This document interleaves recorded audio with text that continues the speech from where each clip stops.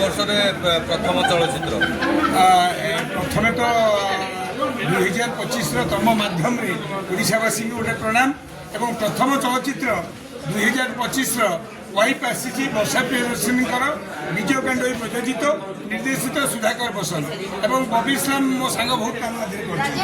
ଗୋଟିଏ କଥା କହିବି, ଏ ଚଳଚ୍ଚିତ୍ରଟି ଏ ବର୍ଷର ଏମିତିଆ ଚଳଚ୍ଚିତ୍ର ହେଉ, ଆର ବର୍ଷ ଆମେ ଯେତିକି ଘୋଘା କରିଥିଲୁ ଏଥର କିଛି ଘୋଘା ନ ରହୁ, ଭଲ ଭଲ ଚଳଚ୍ଚିତ୍ର ଆସୁ ଏବଂ ୱାଇଫ୍ ଫିଲ୍ମ ଲୋକ ଓଡ଼ିଶାର ଏତିକି ଆଦର କରିବେ।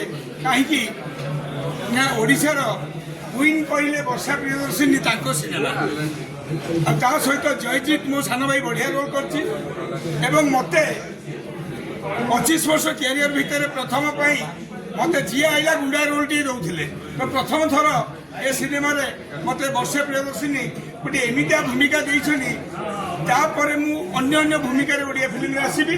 ଏ ବର୍ଷର ମୋର ପ୍ରଥମ ଚଳଚ୍ଚିତ୍ର ଏଇଟା ଏବଂ ଏବେ ଲାଗିଲା, ତା ପଛକୁ ପଛ ଲାଗିବ, କିନ୍ତୁ ଏତିକି କହିବି ଏ ଚଳଚ୍ଚିତ୍ର ଓଡ଼ିଶାବାସୀ ଆପଣ ଦେଖନ୍ତୁ, ପ୍ରତ୍ୟେକ ଘର ଘରର ଷ୍ଟୋରି କାହାଣୀ, ତେଣୁକରି ଇଏ ରିଏଲିଟି କଥାଟି ଆପଣମାନେ ଦେଖିବା ଦରକାର, ଶିଖିବା ଦରକାର, ବୁଝିବା ଦରକାର ନିହାତି। ଧନ୍ୟବାଦ। ପରିବାର ଏମିତି ନାଇଁ ସେସବୁ କଥା ତ ହୁଏ, ତମ ଘରେ ବି ହଉନାହିଁ କି? ତମେ ସବୁ ଯେଉଁ ରାଗିକି ଆଇଛ ମୋ ଉପରେ ଦେଖେଇଛ ମୁଁ, ତେଣୁ ଏତିକି କହିବି ୱାଇଫ୍ ଫିଲ୍ମର ସମସ୍ତଙ୍କ ଘରର ଝଗଡ଼ା, ଆଉ ଝଗଡ଼ା ହୁଏ, ସଲ୍ଭ ବି ହୁଏ, ସଲ୍ଭ ହେବା ଦରକାର। କାହିଁକି ନାଇଁ ଏଇଟା ବର୍ଷା ପ୍ରିୟଦର୍ଶିନୀ ଚରିତ୍ର କରିଛନ୍ତି, এইটারে ସେ କଥା ତମେ ପୁରା ନାହିଁ। এইটা ଗୋଟେ କାହାଣୀ ୱାଇଫ୍, এইଟା ଗୋଟେ କାହାଣୀ ୱାଇଫ୍, ତମେ ଯେଉଁ ବୁଦ୍ଧି ଖର୍ଚ୍ଚ କରନି, ଏ କାହାଣୀଟାକୁ ଆମେ ସମସ୍ତେ ଓଡ଼ିଶାବାସୀ ଦେଖିବା।